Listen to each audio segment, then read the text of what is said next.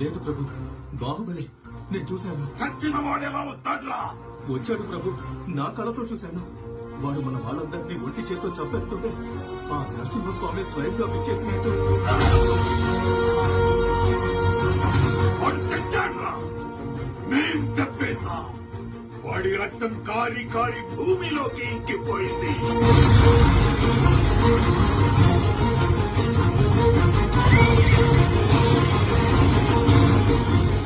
వాడి శరీరం మంటల్లో కాలి కాలి బూడిదైపోయింది.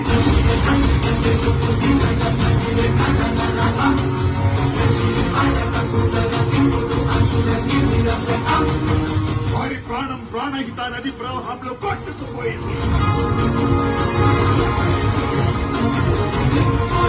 శ్వాసగా